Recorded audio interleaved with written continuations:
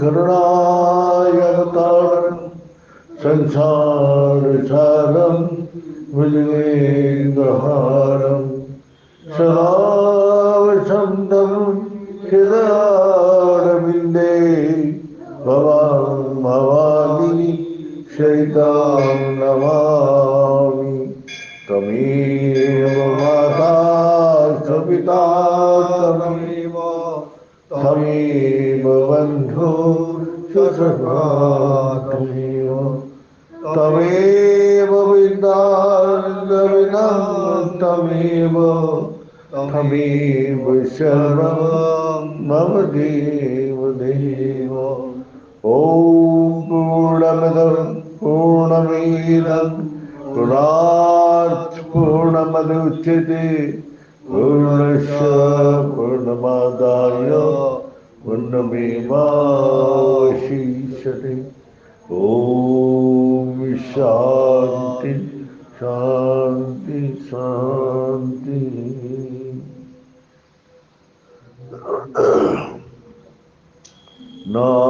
नारायण हरि ओम नारायण हरि ओम शिव शिव ओम हर हर ओम शिव शिव ओम हर हर ओम नारायण हरि ओम नारायण हरि ओम। परमात्मा अंतर्यामी परमात्मा अंतर्यामी परमात्मा अंतर्यामी परमात्मा अंतर्यामी नारायण हरि ओम नारायण हरि ओम शिव शिव ओम हर हर ओम शिव शिव ओम हर हर ओम नारायण हरि ओम नारायण हरि ओम नारायण हरि ओम।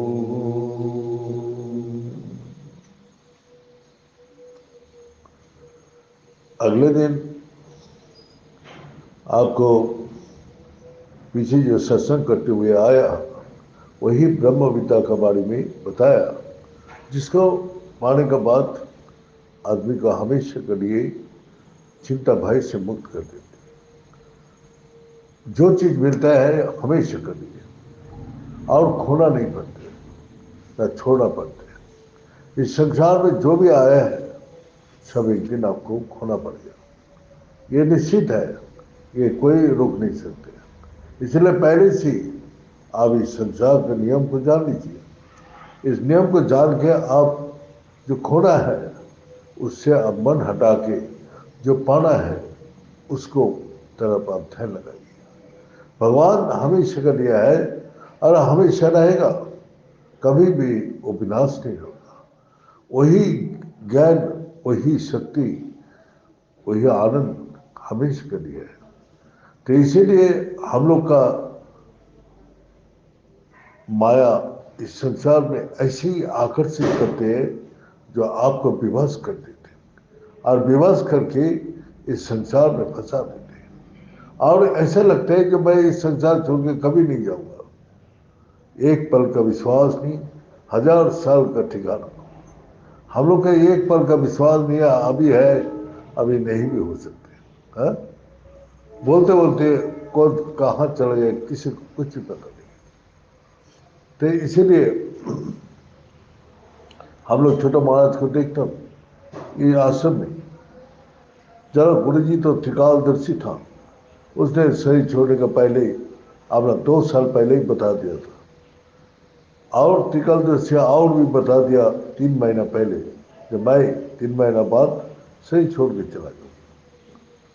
तो सभी आते हैं भक्त गुरु जी को देखने के लिए, बोले गुरु जी आप तो कोई बीमार नहीं है, कोई कुछ नहीं है, तो आप सही छोड़ के, बोले माता का आदेश है, माता का आदेश क्या है, 3 महीना बाद मेरा छुट्टी है।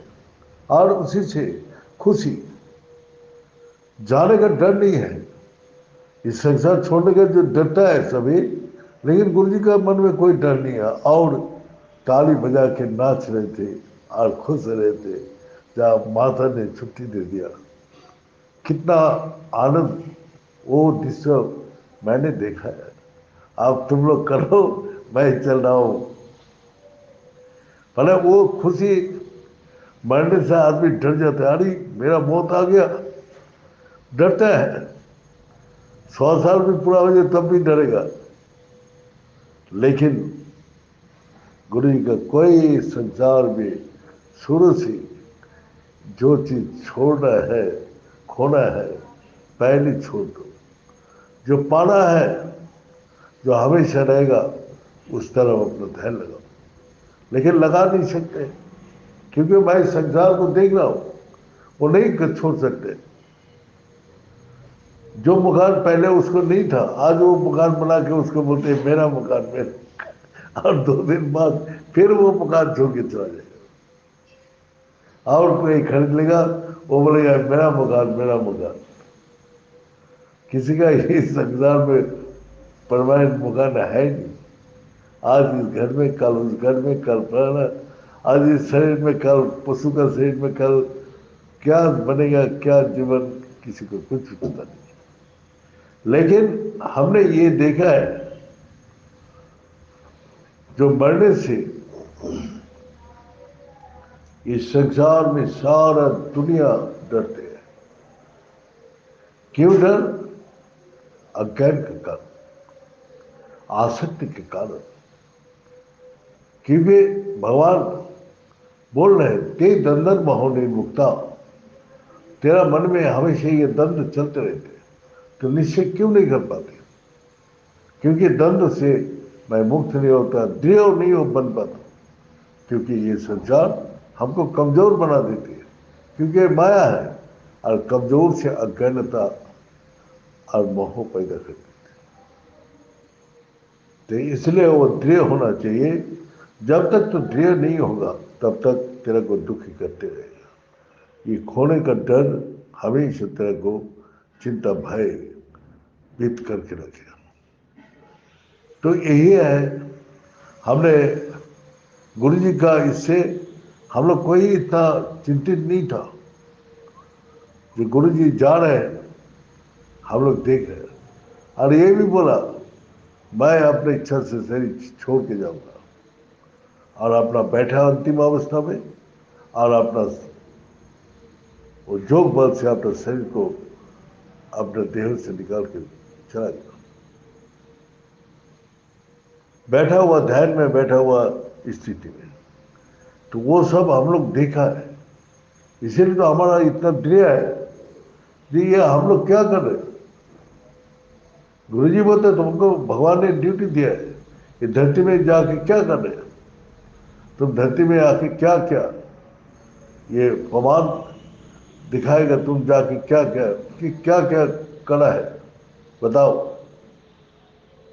कहा तो वो एक कहानी सुनाए ना, गुरु जी जाने के पहले सब शिष्य को हाथ में वो बीज देके गया, बीज देके गया, और बोला ये बीज को अपना मेहनत करो, ये बीज के पीछे, और फलो फूलो। अब सब चला गया, तो बीज लाके कोई अपना घर में ऐसी टांग के रख दिया, कोई उस बीज को, अरे गुरु जी दिया, पानी पानी चढ़ाने लगा, फूल चढ़ाने लगा, और एक भक्त है, वो बीज लेके खेत में लगाया, तो खेत को जोता, तो 12 साल बाद जब आया तो वही गुरुदेव सबको पूछ रहे, अरे तेरे को बीज देखेगा क्या क्या? बोले गुरु जी देख गया तो पोते ऐसे ही रखा हुआ है। बोला मेरा तो दुख का फल फूलो बताया कुछ भी नहीं हुआ, मैं तो दुखी के दुखी रह गया। दूसरा आया, तू क्या क्या बीज को? बोला आपको हाथ का दिया हुआ था, इसलिए उसमें फूल चंदन जल चाहते तो वो सड़ गया, गल गया, दुर्गंध आ रहे थे, मैं फेंक दिया। और तीसरा को बुलाया, तूने क्या किया? बोला आज जो गाड़ी में आया चल के, और इस मकान में जो आप बैठे हैं 5 मंजिली मकान कर नीचे, ये धन संपत्ति, ये गाड़ी, ये सुख आनंद वही बीज का कारण है। हमारा घर में दुख ही दुख था, कष्ट ही कष्ट था, अभाव ही अभाव था। मैंने ये बीज को खेत में जोया, तो पहले हमको 1 बोरी अनाज मिला, 1 बोरी से हमको 100 बोरी, 100 बोरी से हजारों बोरी, ऐसा करते करते मैं उस बीज का अनाज बेचते बेचते मैं सारे अभाव, सारी दुख, सारी कष्ट हट गया। वो बीज के पीछे मेहनत किया, तो इसीलिए आज मेरा पास कोई कष्ट नहीं है, कोई अभाव नहीं है। आपने जैसे बोला था फलो फूलो, मैं वही गया। तो गुरुजी जो बीज मंत्र दे के गया, वो ऐसे ही सब फेंक के रखा, और फेंक फेंक के सूख गया वो बीज, और कोई काम में आएगा ही नहीं। और किसी ने अपना इधर उधर जुक्ति तर्क वो अपना लगाते हुए फिर कुछ किया ही नहीं, बस वो बीज भी सड़ गया, वो भी फेंक दिया। तो बीज जो दे के गया, जो लगाएगा मेहनत करेगा, वो तो सब अभाव, सब कष्ट, सब दुख उसको दूर हो गया। तो हमारा बोले का अर्थ है कि बीज मंत्र तो सबको दिया है, किसी ने बीज मंत्र करके कहां से कहां पहुंच गया, और किसी ने बीज मंत्र करके वहां का वहीं रह गया, दुख का दुख ही रह गया। आज मैं अपना जीवन में अनुभव कर रहा हूं, जो वही बीज मंत्र गुरु जी दे गया, जो निष्ठा से हम करते आया, तो हमको गुरु जी ने सब कुछ प्राप्त कर दिया। ऐसा कोई मन में इच्छा नहीं है कि ये नहीं हुआ, सब कुछ हो गया। जो मैं सपना में भी कल्पना नहीं किया था वो भी हो गया। जो हमारा अनजान से भी कभी इच्छा हुआ है तो वो भी इच्छा पूरी कर देते हैं। तो भगवान अंतर्जामी है, वो सबका अंदर बैठ के सब कुछ देख लेते हैं। तो वही विद्या, वही बीज मंत्र जो गुरु जी देते हैं, ब्रह्म विद्या, हाँ? तो वही राज विद्या राज गुज्जम भवितमेव ममत्तम प्रत्यक्ष कमं धर्मम सुसुकम कर्तव्य पायो। लेकिन हम लोग वो किताब का लिखा हुआ किताब भी रख दिया, जो कान में सुना वो कान तक ही रहेगा, जो मन सोचा तो अंदर ही रहेगा, मन का भावना बाहर निकाल के नहीं। तो बाहर निकाल के जब कर्म का रूप में प्रकाश होगा, तभी तो उसका उन्नति होगा। उन्नति तो नहीं है। आज हम अपना परिवार का तरफ ध्यान देते हुए देखता हूं, वो बीच में तो सबके देखेंगे, लेकिन किसी का कोई ऐसा प्रोग्रेस हमने देखा ही नहीं, हमने भी नहीं देखा, क्योंकि वो संसार में रमा हुआ है। संसार में वो इंपॉर्टेंस ज्यादा देते हैं, और संसार में इंपॉर्टेंस देने के कारण वो बीच मंत्र वो कर ही नहीं सकते, नियम निष्ठा श्रद्धा से कर ही नहीं सकते। उसका संसार पहले प्रधान है, फिर उसका बाद मंत्र जप पूजा जो भी है वो करेगा। और ये छूट जाएगा, संसार नहीं छूटेगा। बीज मंत्र गुरु मंत्र सब छोड़ देगा, लेकिन घर गृहस्थी का शादी ब्याह, जन्मदिन, बर्थडे, उत्सव, ये सब नहीं छोड़ेगा। शादी ब्याह में 10 दिन से पड़ा हुआ है, लेकिन पूजा पाठ ये वो सब छोड़ देगा। तो इसीलिए हमने तो देख रहा वो लोग का उन्नति नहीं है। तो इसलिए जो निष्ठापूर्वक गुरु जी का उस बीच मंत्र का अनुसरण किया, सबका दुख तकलीफ कष्ट दूर हो गया, और जो कर रहे हैं उसको भी होगा, ये निश्चित है। तो इसीलिए ब्रह्म विद्या के लिए अब एक एक भक्त आया और उसको प्रयास किया। तो काशी राजा का एक राजा का मन में आया, जो ये सभी बोलते संसार से भक्ति बड़ा है, तो भक्ति करने के लिए 4 जगह रखा गया है: ब्रह्मचर्य, गारस्थ, वानप्रस्थ, सन्यास। सबको बुला, सबको बुला के पूछा, भाई गृहस्थ बड़ा है ना भक्ति बड़ा है? तो कोई बोलते हैं नहीं नहीं, ब्रह्मचर्य में तेज है, ये है, शक्ति है।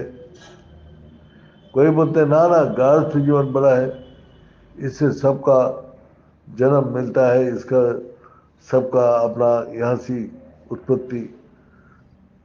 तो फिर गारस्थ जीवन में होने के बाद वानप्रस्थ, उसको बुलाया। उसने बोला नहीं, संसार को छोड़ देना चाहिए।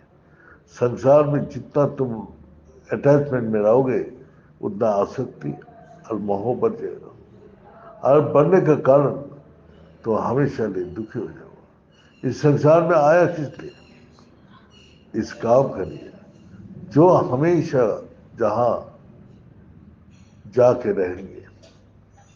इस संसार में जो चीज मिलेगा वो सब कुछ छोड़ के जाना पड़ेगा, और जो हमेशा के लिए मिलेगा वो तुमको पकड़ना है। इसको छोड़ना है और उसको पकड़ना है। पकड़ने के लिए हमने संसार को छोड़ के वानप्रस्थ में आए। वानप्रस्थ में जाके देखा, अभी भी वो ज्ञान हमको वो है नहीं, हम अभी भी आसक्ति मोह में फंसा हुआ है। फिर वो सन्यास में लिया।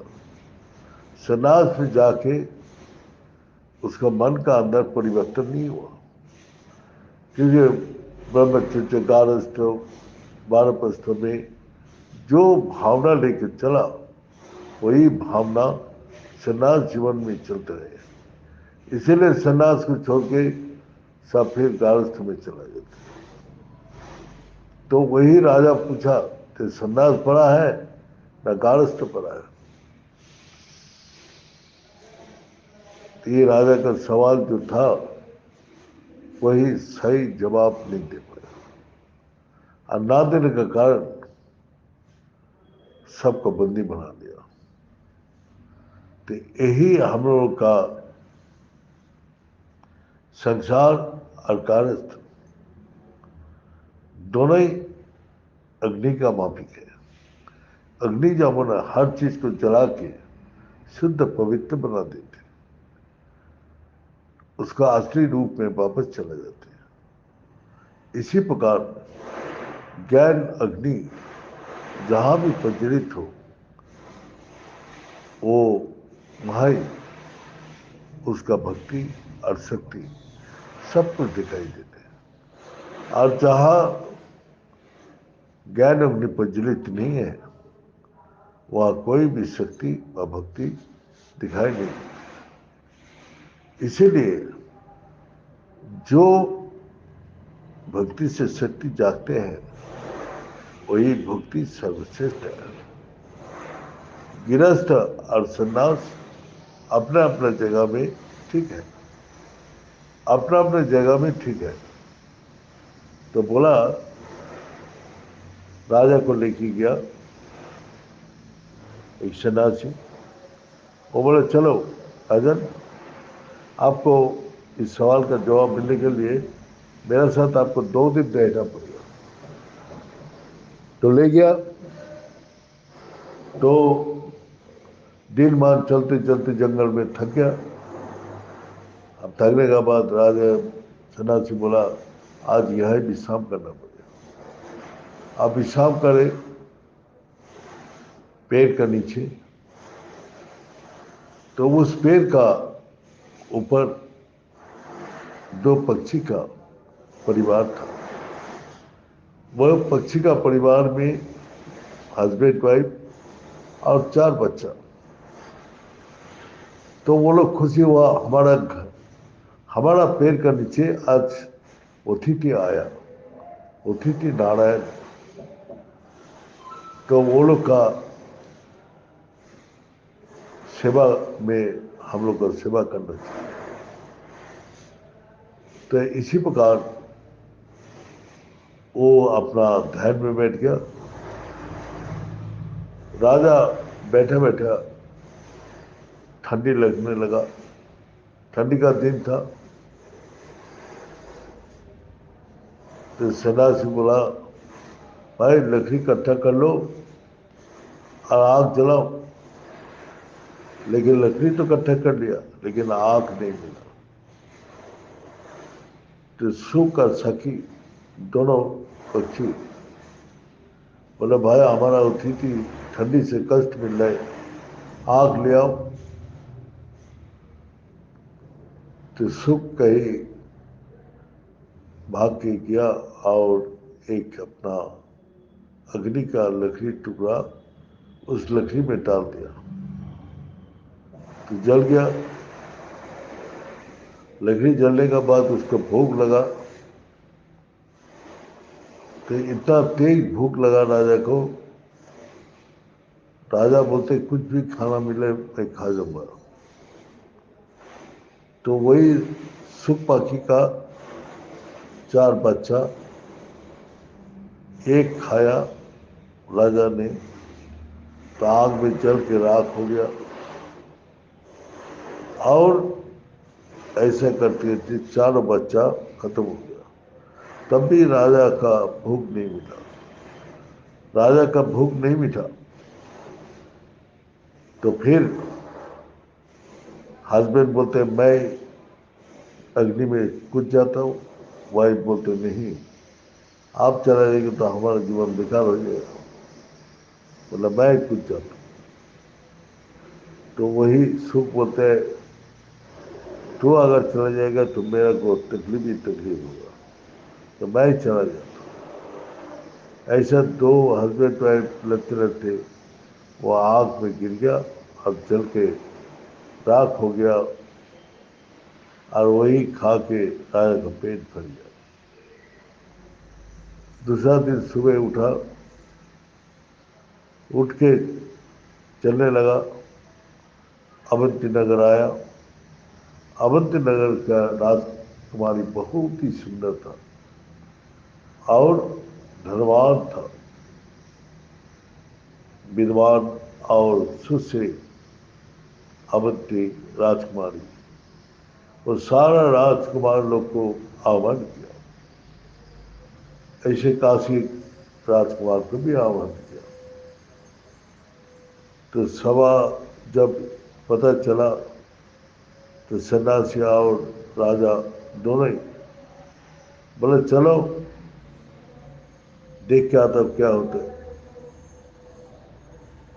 तो दोनों जब देख के गया तो अवंती को राजा ने हुक्म किया, जो भाई काशी राजा का राजपुत्र नहीं आया, राजकुमार नहीं आया।